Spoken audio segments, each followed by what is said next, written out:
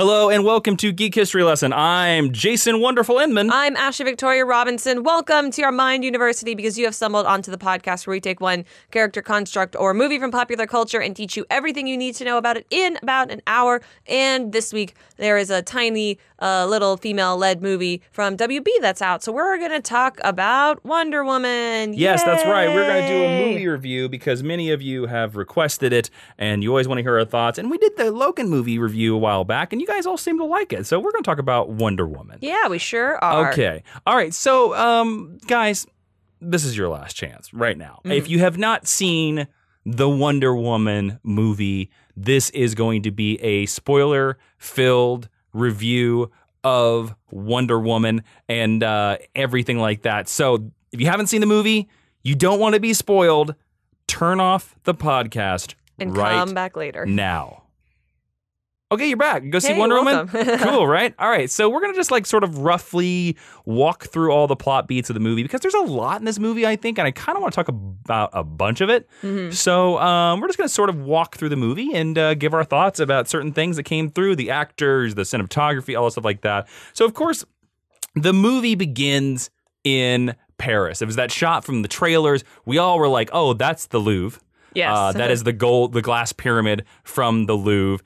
And Still as ugly as it ever was. I like that. I don't like that. So naturally, like a bunch of us predicted, the movie began in present day and moved to the back. But we began with a little Wayne security truck driving up in front of us. Oh, yeah. And Bruce Wayne gave her a nice little... Well, he didn't. His peeps. Well, yeah, His employees. well, I'm gonna say that the one of those security guards, the African American gentleman, was Luke Fox. Nice. In my Headcanon accepted. headcanon. He's doing Batwing business. Yeah, he's doing Batwing business in France and giving Wonder Woman the original copy of the picture that we saw in Batman v Superman. And Batman sent her a note that said, I tracked down the original, thought you might... Maybe someday you'll tell me. Maybe someday you'll tell me your story.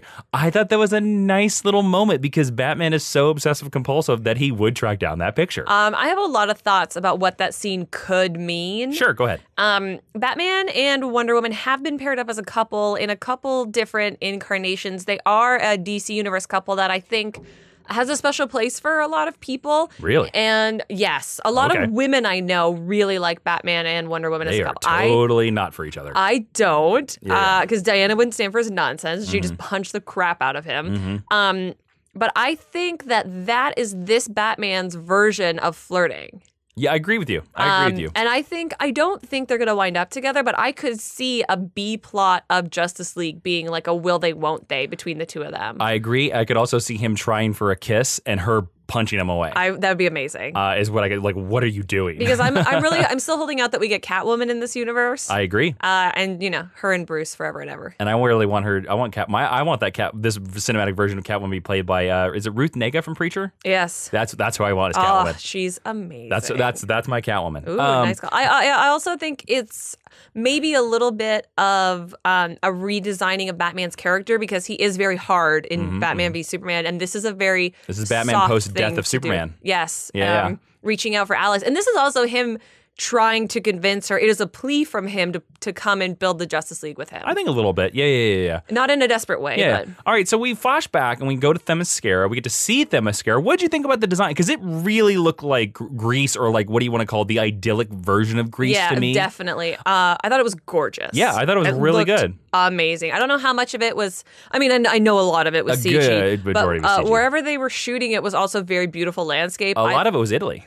Oh, well, that'd do it. Yeah. I thought it was really wonderfully constructed. It was white and layered, which reminds me of Minas Tirith in Lord of the Rings, which is always appealing to me. Like, yeah, I want to move there and live with all the beautiful tall ladies. And then let's talk about one of what I thought was one of the best parts of this movie. I really loved little Diana. Kid actors are incredibly problematic. Yes. This girl, I'm going to get her name, was outstanding. Yeah. She was adorable. When she's like, just a shield then, no edges. Like, so precious. She was the best. Yeah, and then we get this little, like we get basically, through exposition to Diana, we get basically everything we need to know about Themyscira. We get to like what happened with the gods. So all the Greek gods are dead except for Ares, and Zeus used the last of his power to hide the island away, which I was like, oh, that's a nice little change from DC continuity. I'm down with that. Baby Diana's name is Emily Carey. Ooh. She is English, and she's done a lot of TV in Britain, as a matter of fact. Cool. And then we see basically like all the Amazons fighting. We get to meet Antiope, Robin Wright, who, by the way, I think, well, you know, she is fierce as hell in House of Cards. Like, she's a great actress. She's amazing. I believed everything with her, and I believe 100% that Antiope in this movie could completely kick my ass. Oh, yeah. You believe that she was the general. I want to give a shout out to the hair and makeup designers. Her hairpiece looked out of this world. Was it a wig? Obviously. It was too much hair. I didn't know. And she does wear her hair short. I thought it looked amazing. And I also secretly want to believe that she's Hippolyta's girlfriend. In that universe. That's funny. Her and Connie Nelson. Connie Nelson is Hippolyta. Yeah. Most people will know Connie Nelson from Gladiator. And yes, and I thought they were tremendous together as the female leaders. I got an impression that they were sisters. Oh, really? Like just because they blonde? No, like blood sisters. Like there was a couple lines of dialogue between the two of them that I got the impression that Antiope was actually like her little sister. I could get behind that. That'd be cool. I mean, we did see Philippus in this, who is traditionally Hippolyta's girlfriend when they go that way. She didn't get as much to do as I wanted her to do, but she was fierce too. Like all of the Amazonians had great body language, great presence. All their stunt doubles did tremendous work. I thought the fighting style of the Amazons was very harsh and very graceful. And I think whoever designed that, the stunt people that designed those fights did a really good thing. Now, I could hear like a lot of people probably complaining about the slow motion of this movie, but I didn't mind. I thought the slow motion in especially these opening fights was good, because it was showing us the grace of these fighters, that like not only are they powerful and fast, that they know exactly where to put their swords. That was something that I really appreciated about the Amazons as a whole. Was they're all very beautiful. They cast beautiful women. They move beautifully, but it's incidental. Like they're fierce and they will destroy you. Yeah. And I like that about them a lot. And then we get Gal Gadot. Finally, we do a little time where Hippolyta is like, oh, you can train her. It's all good. And we get to see the scene where basically Hippolyta is like, train her as harder than any Amazon has ever been trained. And we get an explanation for why later in the movie Wonder Woman's going to be able to take on an entire army because she's fighting all these Amazons. And then she, for some reason, her gauntlets do this energy thing that Wonder Woman cannot do in the comic books. It was so cool, though. Also, interestingly enough, this is a little thing that they talk about, which we really kind of hinted at last week in our Geek History Lesson. They reveal that all the Amazons are immortal, and Diana's the first child on that island in maybe 1,000 years. Yeah. I want to give a little shout out to Wayne Dalglish, who is the fight coordinator on this and would have been responsible for a lot of the way the Amazons fight, and Damon Caro, who's the stunt coordinator. They would have been the two guys in charge of how the Amazons move. So when Gal Gadot shows up, I think they did a nice little. I was actually kind of reminded of the Conan the Barbarian transition, where we like, I can see that. We see the little girl, and then we like do this cut, and we can't see the face, and then we were like, oh, here's our main actor. So it's like one of those little things. Now, I thought Gal Gadot, through the majority of this movie, was pretty fantastic, was pretty amazing, excelled way higher than she ever did in Batman v Superman. But I will say I do have a tiny nitpick. But I'm gonna stipulate this by, I know English is her second language, so I'm going to give her a break on this. There were some points with certain lines that I didn't feel the power or the presence or believed her line delivery, simply because she was so down in her throat. They also might have been days where she was sick. Exactly. It's tough to say. But I will say, I know for a fact that English is her second language. If not third. So I'm willing to give her a pass because there are so many other lines where she's great. But there's certain lines, and I found more of it was on Themyscira than in the man's world, where I had problems with the lines. On Themyscira, they don't speak in a colloquial way. It is heightened language, which is also might be the thing that's like triggering in your brain because that's not how people talk. And they all seem to sort of be matching Gaul's dialect. More or less, yeah. Like which I appreciate. Yeah, which they all have the same thing. And then we get to see Steve Trevor push through the portal. Okay, here's the thing. This is quite a bit different from most origins of Wonder Woman. So when Steve Trevor comes through, they decide to put an action scene here where the Germans come through as well. By the way, I kind of think that this is the coolest reveal of Themyscira ever, that it's a sort of mirror thing. And I kind of love the way that they did with the editing where this one German's like, oh, the fog. I like it when he leaned in. He leans in and then he's bright. It's suddenly like sunlight. Yeah. He's like, oh my God, my eyes. I actually really like that. I also got the impression, now, am I wrong? There's also a big ship, a freighter that's coming through with him. And it seems like the portal destroys the freighter or sinks the freighter. Because it sinks when it gets through to the other side. I don't know if it was established that it was already going down. That might be something that's clear when we go see it again. But it sinks on its way to Paradise Island. Yeah, because that also might give you the impression, too, that maybe the portal is what jacked up Steve Trevor's plane. It could be, yes. No... it might be a thing that no technology can come through. Or nothing built of man's world or something or like something, that. Machines. Yeah. Actual machines. Although their can't guns come were through. fine. Oh, that's true. Anyways, okay, let's just do a size thing. It's a size thing. Because the boats can go through because it's like a little thing. I actually really liked this action scene. I liked the look of the portal. I really dug that. I thought the idea of... I thought the joke of Diana being like, are you a man? And he's like, don't I look like one? Yeah. I thought that was really good. And they played her moments of innocence where... It's just ignorance. She just doesn't know. And, she's so earnest when she asks that. It's very sweet. And the shot of her standing on the plane before she grabs amazing. is really, really, really beautiful. And then we get this giant action scene where the Amazons have never faced guns before, and a lot of them die. It's sad. And they get their asses kicked a lot, except for the Amazons win. And then the Amazons want to take on Steve Trevor. Yes. They want to kill him. Because they're mad about what happens with Antiope. Well, Antiope dies. Yes. We're in this spoiler cast. So which is sad because, I mean, I think you had predicted this earlier when you and I were talking that you don't cast Robin Wright to just be in the first act of a movie because you knew they weren't going to stay on Themyscira forever. No. I was like, her character hasn't. I think I predicted very early on a while ago that she was going to die. I thought it was very sad, and I thought it was very well played by everyone. And them turning on Steve is interesting. Yes.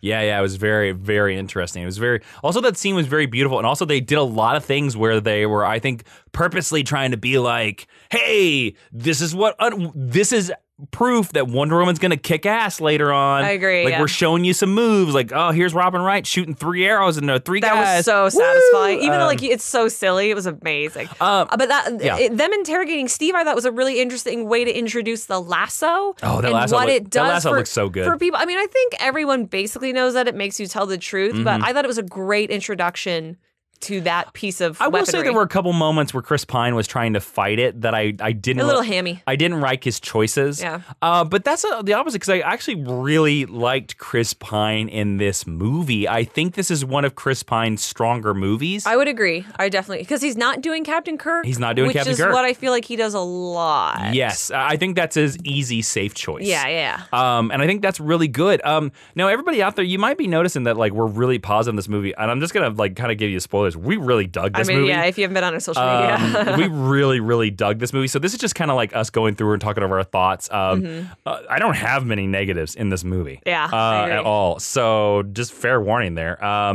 Okay, so then we get a really surprising scene here.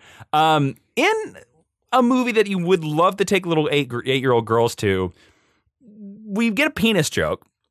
And a naked man. And Chris Pine is all naked. But you know what? I'm going to flip it here because I'm going to say I'm okay with the naked man because there are plenty of movies out there where we see the naked women. It's a reversal of that trope, And yes. and especially since they don't do it to Diana anywhere in this movie. They don't, but it's also it is a story beat for her, where like she doesn't know what a man is like.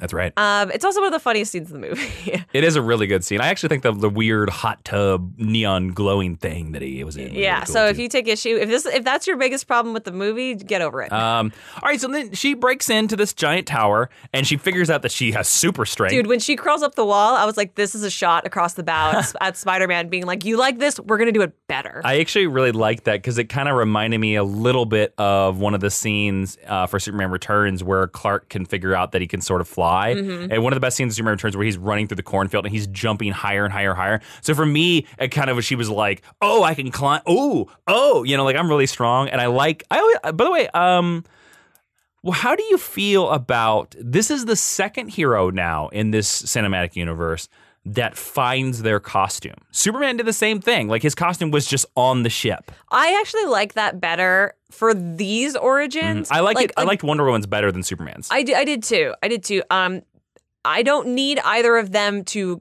make themselves I'm a superhero now costume. Got it. Now, if we get a Batman flashback origin sequence, like he's a character who should build himself a costume. Alfred, bring me more thread. It's utilitarian, you know what I mean? Or it is such a pain to sew leather. He would just have Alfred do it.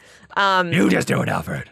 But I like that it meant something, and honestly, I really like that it wasn't the American flag. I think that is an antiquated concept. Still has the same colors. That we should move. Yeah, but she doesn't have like star-spangled panties. Doesn't have stars. And, you know, and yeah, I liked it. I liked it just fine. And I really want them to make a replica of the Godkiller sword so that I can hang it next to Anduril. I thought you like it? It was a beautiful sword. And then when it was destroyed, I was crushed. Spoilers. Screw you. All right. Okay, and then we go to the boat. And she's going to leave with Chris Pine. She's like, Don't you know how to sail? Of course I know how to sail. It's just been a while. It's just been a while. And she makes the deal. She's like, you take me to Ares. Because she's convinced that this great war is Ares. And then she's like, I'm going to kill Ares. And she's not wrong. And I'm going to do this thing. But here's the thing. There's an interesting theme in this. There's several interesting themes in this movie that I really like. And one of them is that Diana thinks war is simple. That it's good and bad. And that it's actually... She has a child's view of war. Yeah, she has a very child's view of war. And we'll get to... There's a more powerful scene that kind of relates this later on. Mm-hmm. But the fact that, she thinks that, kill this one guy and the whole war's over. Yeah. It's done. Wouldn't it be nice if that were the case? Man, there would be real Wonder Woman everywhere. But I also like the moment that they're kind of introducing the thing into this, a little bit of the thing that they've introduced into Wonder Woman Rebirth, that once you leave Themyscira, you can never come back. She'll go back.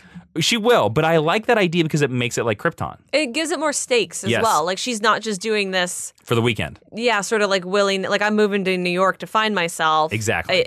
It matters. Also, we forgot to mention a little bit earlier, it was mentioned earlier that we forgot to mention that Hippolyta mentions that Diana was made from clay, so we do nod to the traditional we're tapping Gollum to origin. the classic origin where she's built out of clay, but it becomes a story point. And very early on, and we can talk about this right now. Very early on, I was like, they're going to do the demigod thing. Yeah. And they're going to make it a plot point, which I actually thought was a smart move. I liked it too. Yeah, the little reveal on this. Okay, so we get a nice little scene on the boat. Ashley, let's talk about this little scene on the boat. I loved that scene on the boat. Why? Tell me about it. So Diana is going to lay down and sleep. Steve's built her a nice little bed, and she doesn't understand why he won't lay next to her. Mm-hmm. Because they obviously like each other. I mean, they get along. Mm-hmm. And he's like, "Oh, we're not marriage," and he explains what marriage is to her, and she thinks it sounds horrible. And then he just agrees to go lie down next to her, and it's very much the same as the scene with him in the bath. It is her innocence and her ignorance, and it's an easy way to teach her what the world is like.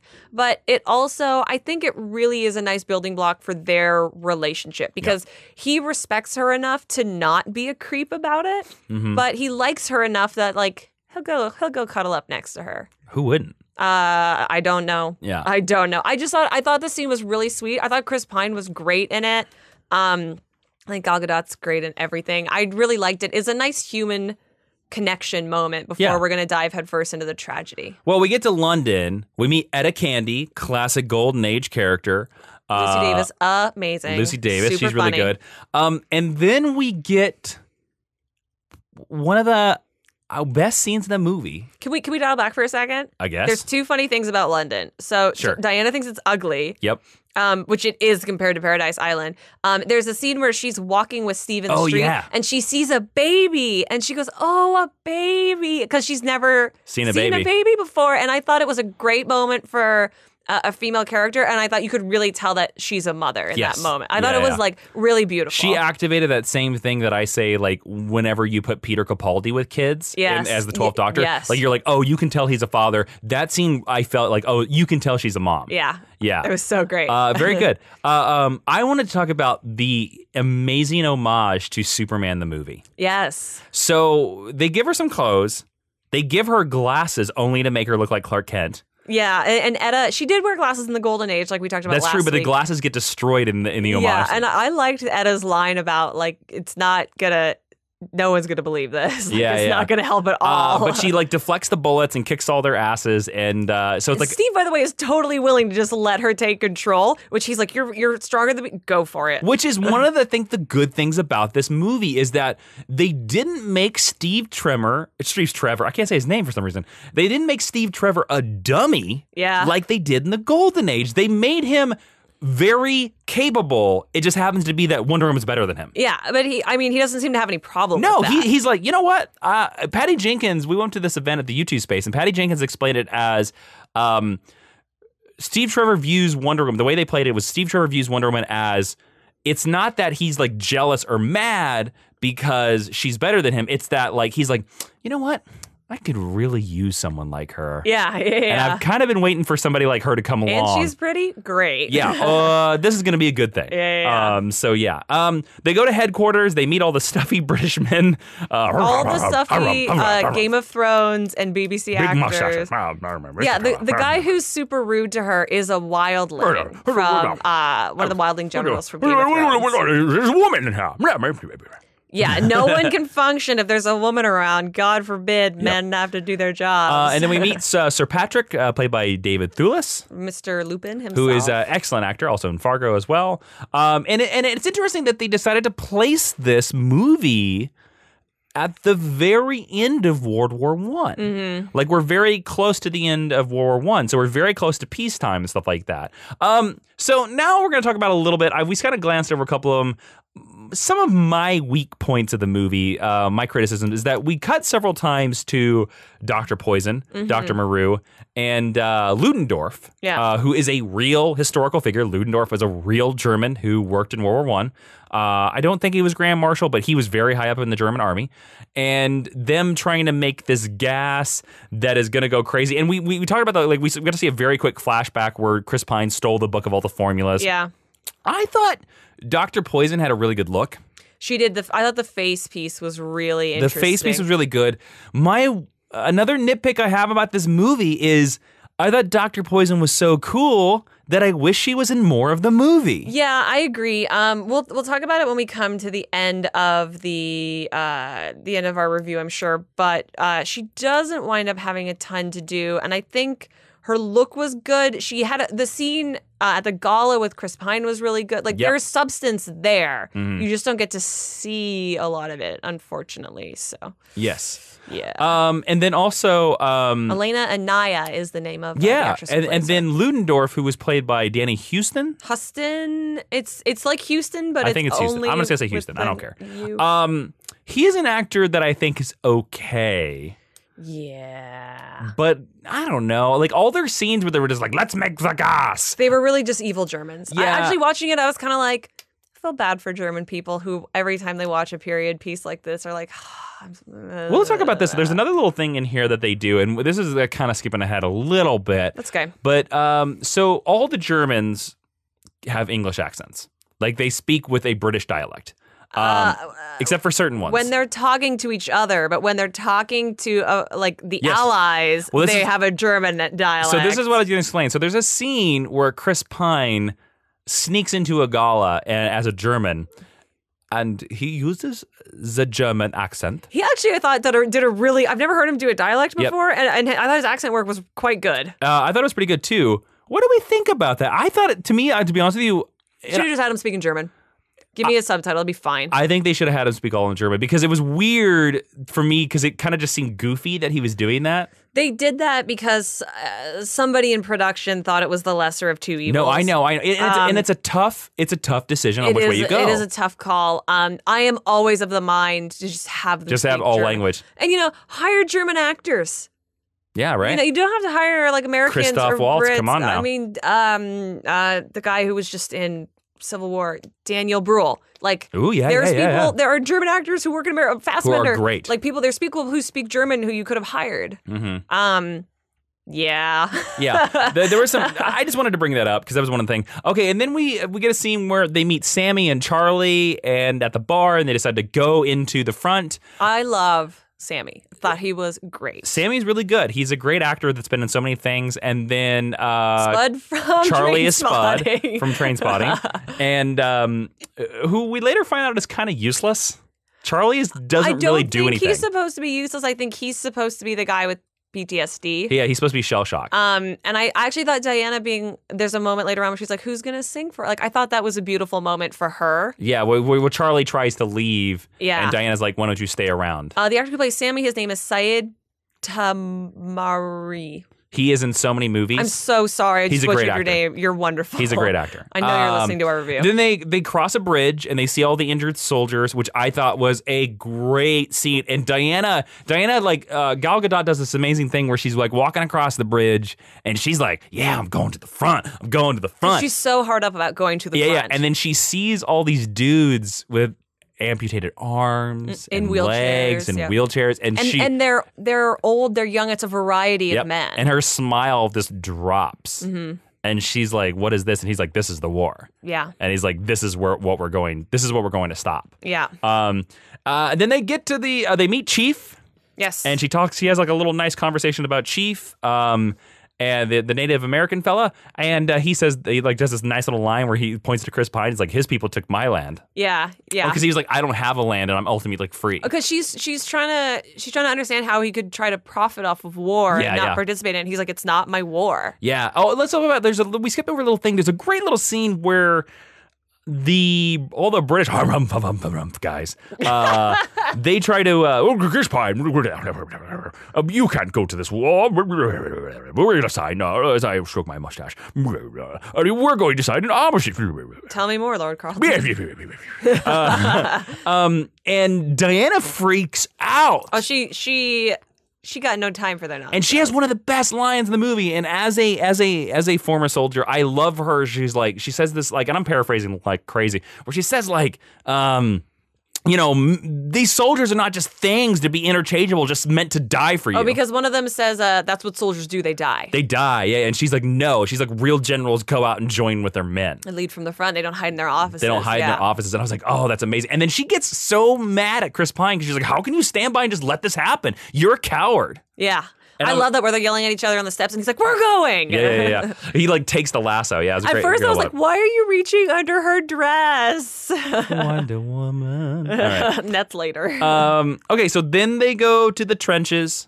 We're in the no man's land of World War I, and a lot of people complain. They're like, "Why didn't they set this movie in World War II?" World War I is an interesting war. It is a beautiful. It not as beautiful. War is not beautiful, but I mean. It has such an interesting look. It does. And we don't cover it as much as World War II. And the fact that these men spent years in these 400-mile trenches and barely moved. And it was just a meat grinder. Is this like, sometimes for me, makes that war more tragic than World War II. I see what you mean. And also it's the first mass casualty war in world history. I mean, yeah, it was the war to end all wars, and it changed hundreds of thousands. It changed what we think of warfare because they ignored all of the old stuffy rules of engagement, and it. There was a lot of poison advancement gas in weaponry. and and a lot of stuff that came out of that with the peace accords were like no more gas. Yeah. No more bayonets shaped like triangles. It's too hard to sew them back up. Like they changed a lot of no more trench knives, stuff like that. Yeah. So Chris Pine and them just want to walk through the trenches. They just want to get there. And Wonder Woman sees this woman and talks about the village, which The is little German Veld. woman. Veld, yeah. Veld. Veld. Yes, and she does that scene that you see in all the trailers where she climbs up the trench and Over the she's top. the first full reveal of the costume, and she like starts knocking away bullets, and it's all in slow motion, and Chris Pine freaks out, and the music swells, and this was my favorite scene in the movie. Her walking across no man's land. Because I love that somebody says the thing about like, no man can cross this land. Chris Pine said that. And she's like, oh, no man can. Da, da, da, da, you know, it's just she does it. And I think I was like, oh, what a great subconscious move with this. And then she makes it across, and like it makes all of the allies be like, yeah, we can go with her. Yeah. And she crosses 2 trenches. Yeah. And to get all the way to the village. I thought that was so great. And I thought that scene, some of you might have saw my tweet where I was like, this is a scene that'll give you chills. It's on par with anything in superhero cinema. I think that scene is on par with meeting the Joker in The Dark Knight, where he's like, I agree. Yeah. I think that scene is on par with Iron Man flying in a suit for the first time. I think that scene is on par with Jonathan Kent dying in Superman the movie 77. Like, I was like, wow. This People are going to be talking about that movie for the rest of I hope time. so. I hope so. That scene, I was like, holy crap. This scene is so powerful. Yeah. And it's so good. The music, it was just like the whole movie coalesced in this like perfection there. And again, I love that nobody takes the time to be like, are we going to follow a woman? They're like, she cut a path, we're going. Well, yeah, that's the thing that like, they all were like, holy crap, she did it. Yeah. Like, she's made it. They don't go join her until she's like, Almost all the way. She's until like, they're machine gunning She's her. like 20 feet away from the, like, it's the Gatling gun. Like, they're getting her with or a 50 cal or something like that. Like, it's like so many bullets that she can't move. Yeah. Which I think was very interesting. So they get to the village, this giant action scene. We finally hear the Wonder Woman theme, and she goes out and takes like hundreds of Germans.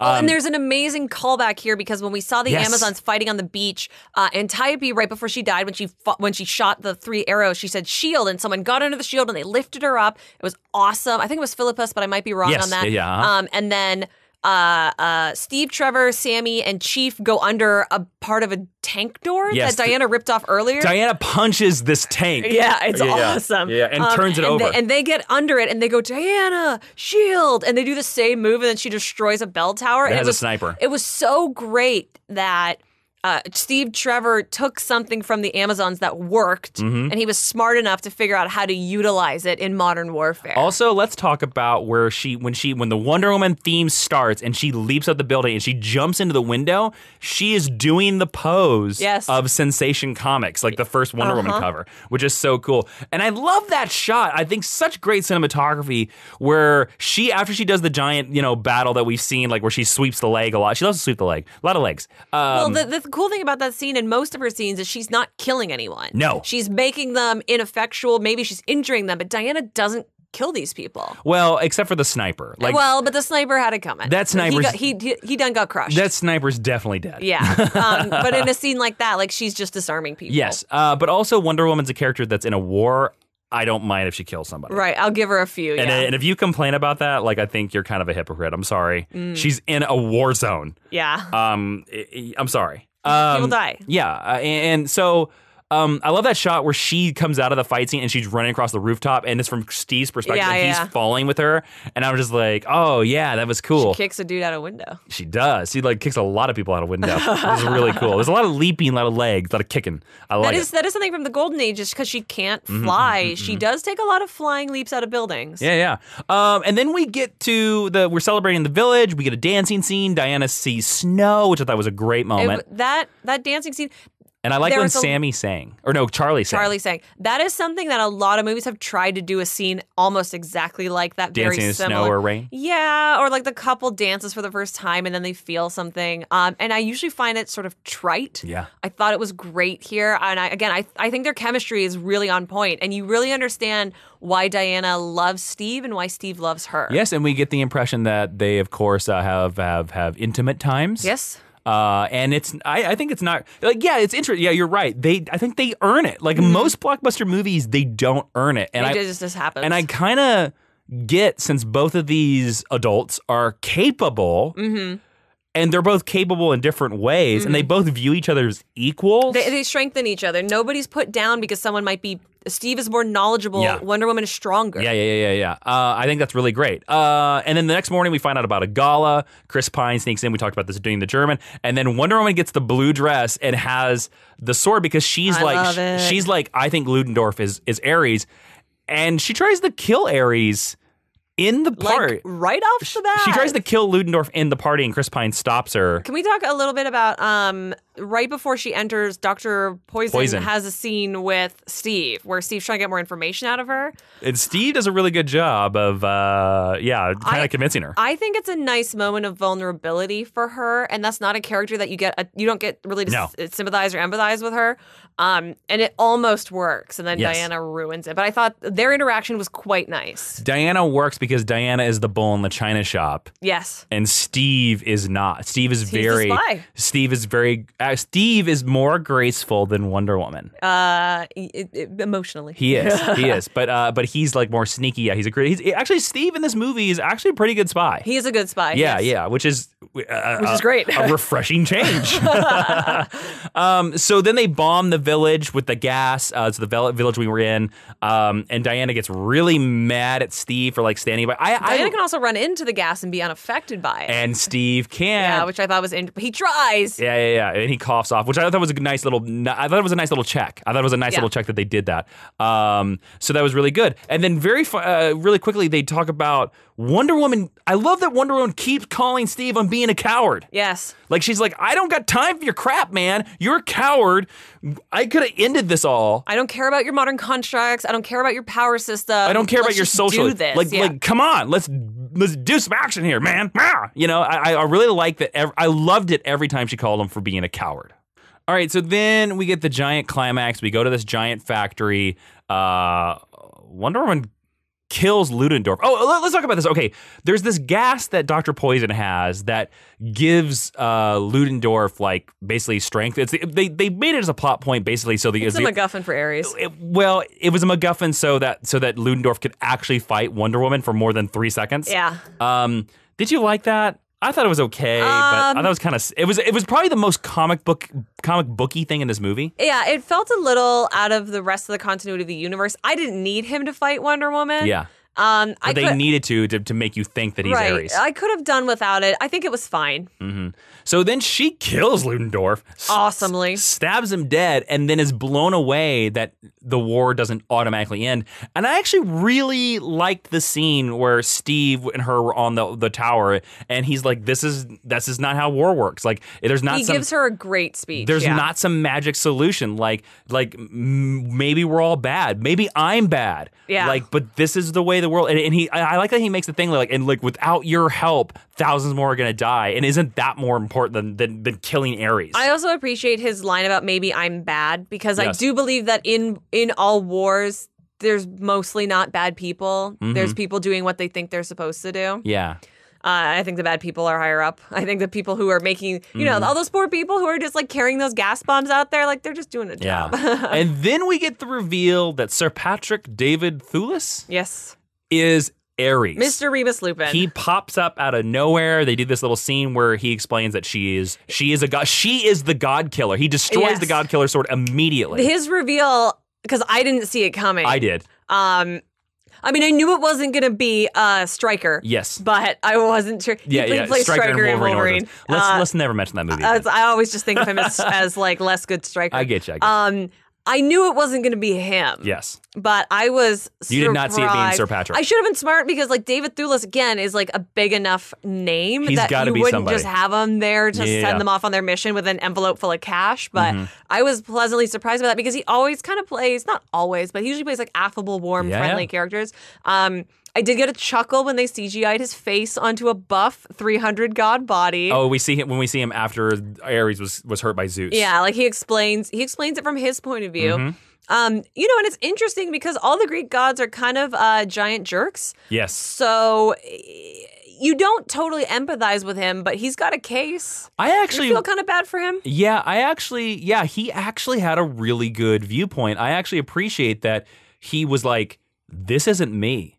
Yeah. They made this war all by themselves. Yeah, maybe I whispered in an ear, but like, I didn't come out here and tell anyone to fight. Yeah. I didn't tell him to dig trenches. I didn't tell him to kill thousands and thousands of people. Like, and I like the idea that he was like, look, I want to get rid of these idiots because they're Zeus's creation, and this planet was a lot better off before them. Before Zeus created, so how about you help me, sister? Sister, yeah. Sister, half sister. I love when a little later on, she says goodbye, brother, to him. Yes. Because you never hear Amazons using masculine pronouns, obviously. So I thought it was powerful. Well, again, I like the reveal where he was like, "You're the God Killer, not I did this too, sword. yeah. You're the God Killer." That was, I mean, you can see they flag that. But I thought it was kind of But it neat was great. that she's the weapon. Yes. I thought it was kind of a neat. And also it like really helps again with when you think about this movie in the context of Batman v Superman. Yes. Like that was like, oh yeah. Now let me tell you about this. Let me ask about Ares. So Ares, he's a concept for most of the movie.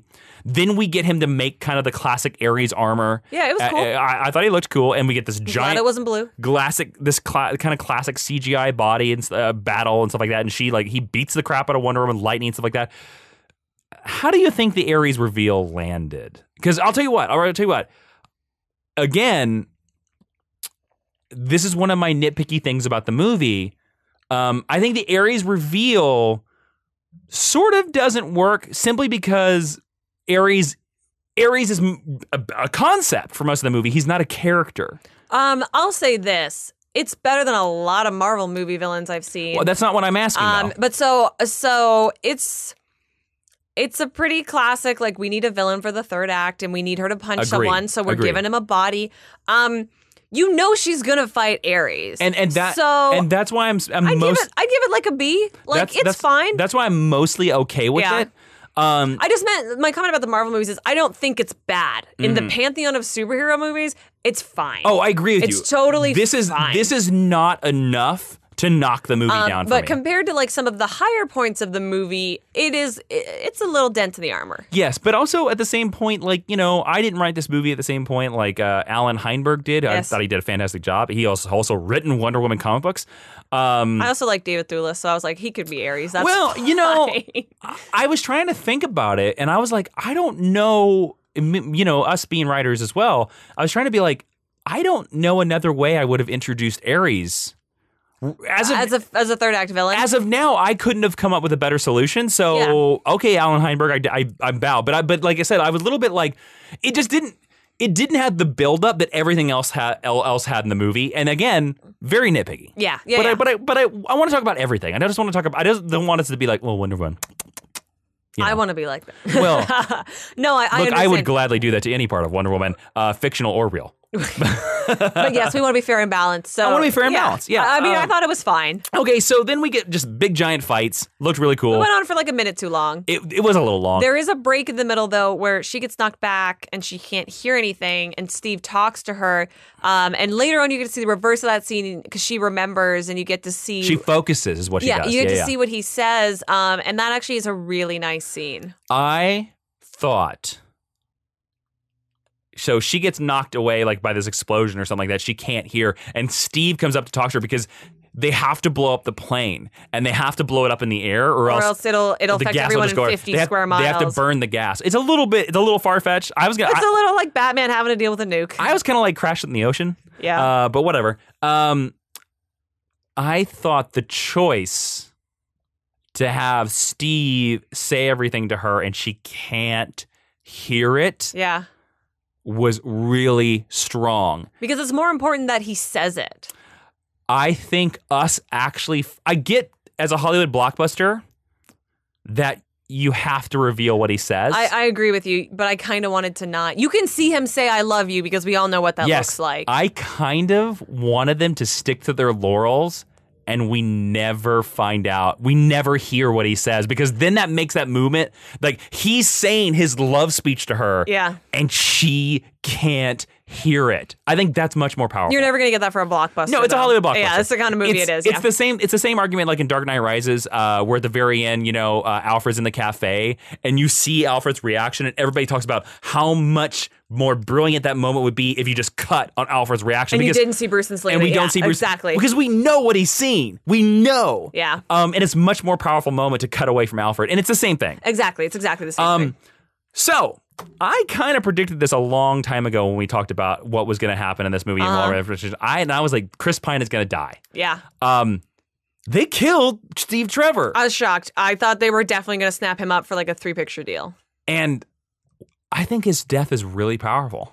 I do too. I think they hold on him for too long before he fires the shot. I don't think so. I was like, just stop closing your eyes, just shoot, just fire it. We all know what's going to happen. No, I think you need that because I actually really enjoy that because it's one of those moments in cinema where some of the most powerful moments in cinema is where you think, what would I do in that situation? How soon would I fire? How soon would I wait? Would I close my eyes? Like if you're in that situation. Think every time I see war movies, I'm like, I would never be there. Oh. I'm a coward. I would not be there. No, I always think about that because I'm like, oh, what would it be like for me? Yeah. So like those scenes are always super powerful for me. I think interspersing it with Diana thinking she's going to die is very powerful as well. It was very well timed. So then we get very quickly, like Dr. Maru is almost about to get killed because Wonder Woman sees Steve blow up and she freaks out. She's going to crush her with a tank. She hulks out and she like takes out every German. She does kill a lot of There's Germans. A lot of great shots with like there's like the fire of hell behind her. Yeah. And the lightning. And it looks really cool. And then she like beats the crap out of Ares. She lifts up a tank like a classic Wonder Woman cover and she's about to crush Dr. Maru. And in this, she remembers what Steve says to her. And like basically the gist is that Steve is like, I got to do this and I love you. Yeah. And then he gives her his father's watch. Which is very sweet. Which is a nice moment. I was really scared for the whole movie when they were going to reveal Dr. Maru's face. Because you knew it was going to happen, and we get to see it. You know it's going to happen. It's kind of gross. And the Two-Face reveal in The Dark Knight always really scares me. Like it looks good. I think it's really gross. Dr. Mara scary. looked gross. Like she looked really. The makeup or CGI. It's probably a combination of both. Looked really good. I thought it was good, but it wasn't too gross. Yeah. But I was like dreading that moment for the entire movie. But then this is the thing where Diana decides not to crush her. And so Dr. Mara just runs away. Dr. Poison just runs away. And so, Dr. Poison kind of really, again, like we said, underserviced in this movie. I kind of hope that they're going to set her up for a sequel? Or one of her progeny, because we do know there are other Dr. Poisons. Yeah. That becomes a big bad. Nice. Because you kind of have to, I get it why you deal with Ares in the first movie. I do. Yeah, and then she uses Ares lightning. It sort of seems like she taps into her god powers and she obliterates Ares. And she says goodbye, brother. Yeah, it leaves a giant crater in the ground. It does. And then they do this nice little moment where it kind of seems like the Germans and the Allies hug each other once Ares dies. They do. Everyone just wakes up. Yeah. And we go back to Europe and we see this nice little scene with some allusions to like the World War II Times Square, like the soldier kissing the nurse. There was a couple right in the front that was making out real hardcore. And then we see this really cool picture of Steve on the... That was a great picture. Yeah, and then I love... My favorite shot, I think, in the entire movie of Wonder Woman is after she sees the photo, she looks up and you see the celebrations after, and the camera's looking down on her, and it's pulling back. Yes. And I was like, that might be my favorite shot in this movie. Because she's alone. Yes. In this crowd. Yeah, she's alone in this movie. And then we go back to present day, and she writes an email to Bruce Wayne saying, thank you for bringing him back to me. Yeah. Which I was like, damn. Like, there's one thing about this movie that I didn't think this movie was going to make me care as much about Steve Trevor and Diana as this movie made me care about them. I agree. Because her writing that line, I was like, damn it, Patty Jenkins, stab me in the heart. Patty Jenkins, did a really good job with the emotional storytelling here, which is something that's really going to separate this movie from all other superhero movies now. So that's enough talk with all the Wonder Woman stuff for a bit. So let's check out our sponsor that helps us keep this entertainment free for you. And that sponsor is Dollar Shave Club, or what some might call the smarter choice. Now, if you're like me, you go to like Target or Walmart or all those stores out there, and you see all these insane razors. Like, they look like they're space shuttles and they're phasers from Star Trek. You don't need all that, guys, because Dollar Shave Club will conveniently deliver to you all the razors you need right to your door. It's an amazing life hack. I mean, come on, who wouldn't want to get a knock on the door and you get some shaving razors? Am I right?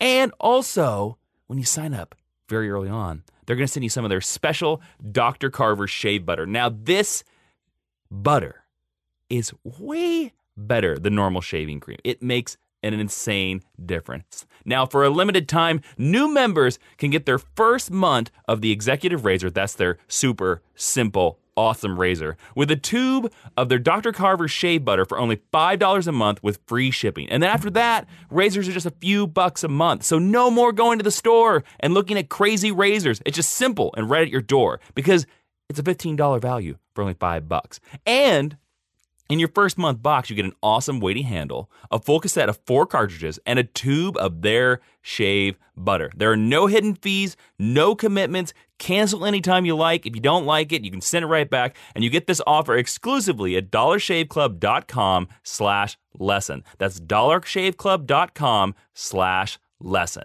Now back to the show. Okay, Ashley, so we talked beat by beat for Wonder Woman. We liked a lot of it.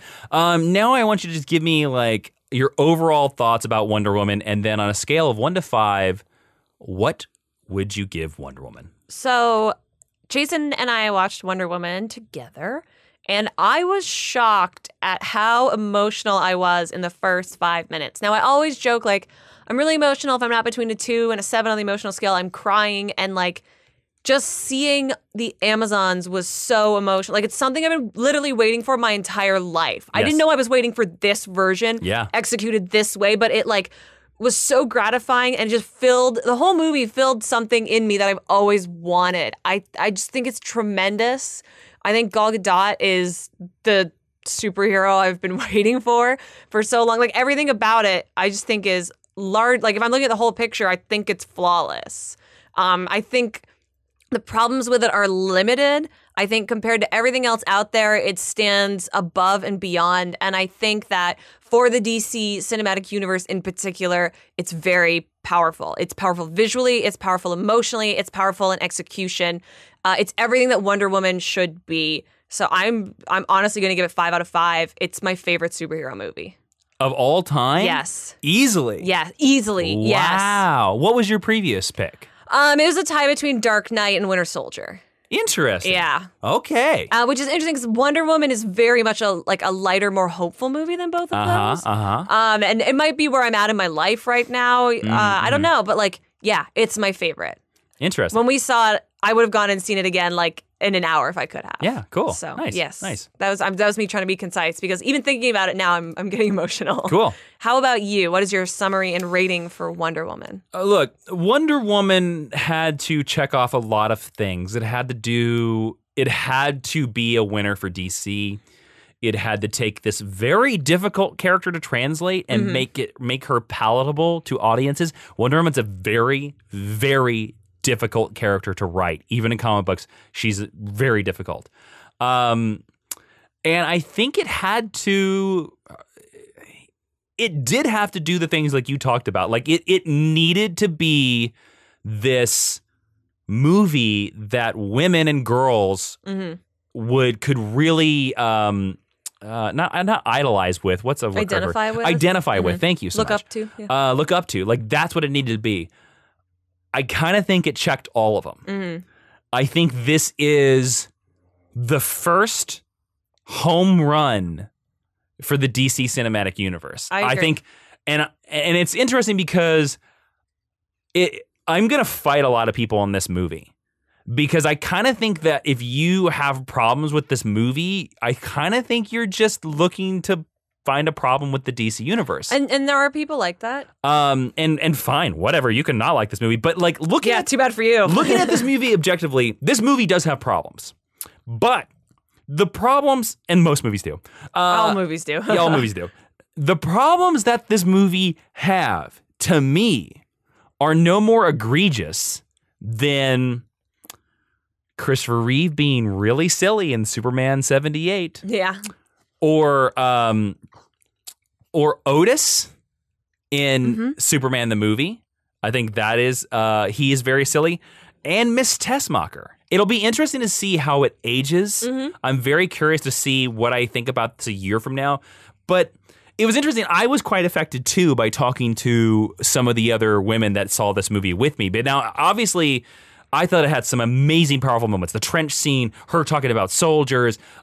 Chris Pine's death is very emotional. Yeah. And I get some connections with that being a soldier as well. But seeing the reactions to little girls and women like makes me feel how important this movie is too. And so that bumps it up for me. For me, I have to give this a 5 out of 5. It is not my favorite superhero movie. It doesn't have to be. No, it's not. But man, I kind of have no doubt that 10 years from now, girls will look at this like a lot of men look at Superman the movie. Yes, and I think... And that's great.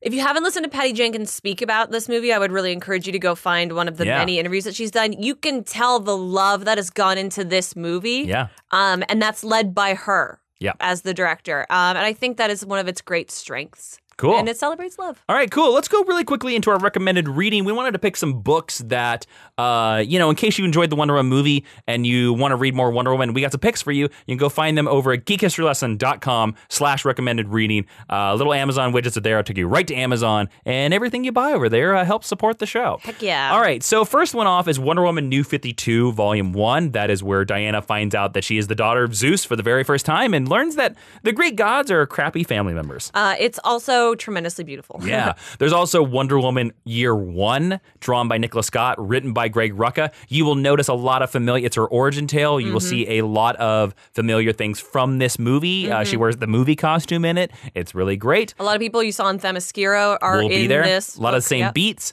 And then Wonder Woman by Greg Rucka, Book 1. This is Greg Rucka's run that he became very famous on. It was Wonder Woman running the embassy for Themyscira in Washington, D.C. And it's if you want to see possibly where Wonder Woman could go in the future, I think this is a good, nice little in-continuity place. And this is the first 10 issues of Greg Rucka's run. Yes. If you know who Batman and Superman are, then you'll be in good shape to read this. They show up. If you're confused, just go I think the opening story is Batman. Batman's in it with her. Is, the first issue. And then there's the cover where she steps on his face. Yeah, it's the troika? Troika? It's a Greek word. Yeah, there you go. And really quickly, guys, we want to tell you that next week we're going to be taking the week off. We got some real world stuff we got to take care of, some Jupiter Jet, some other stuff like that. So there will not be an episode of Geek History Lesson next week. So, we gave you 2 extra long Wonder Woman episodes. So just go, re-listen to those over and over and over. And we'll see you in 2 weeks. So that is it for this Geek History Lesson movie review on Wonder Woman. As you can tell, we really enjoyed the film, so we recommend that you go see it yourself. And while you're out there waiting in line with all those Wonder Women that are going to watch this wonderful movie with you, how about head on over to iTunes, Stitcher, and Audio Boom. Go over there to iTunes. Please leave us a review. Whatever rating you want to give us, we prefer 5 stars. If you're 5-star rating, if we have a choice, we'll put you in the best friends club. We might give you some extra credit assignments. You might become the teacher's pets. We'll give you a student but ID. it makes a big difference. So we appreciate all of you guys doing that because we're trying to include you guys as much as we can, go bigger and better, and doing stuff like that's the only way we can do it. So, yeah. Ashley, if they want to suggest future lessons of Geek History Lesson, where can they do that? You can do that on Facebook.com/Geek History Lesson and on Twitter @GHL Podcast. There's a bunch of different ways to contact us in both of those places. That's right. And don't forget, on Patreon.com/Jawiin, we do our Geek History Lesson Extras, the only place you can listen to it. And this week, we're going to talk about stuff we want to see in Wonder Woman 2. Ooh. Yeah. All right. So I am Jason Wonderful Inman. I am Ashley Victoria Robinson. And Professor Jason, why don't you dismiss this wonderful class? Wonderful men. Wonderful women. Just remember, if you're going to be in a plane full of gas, close your eyes before you shoot the bomb. Close your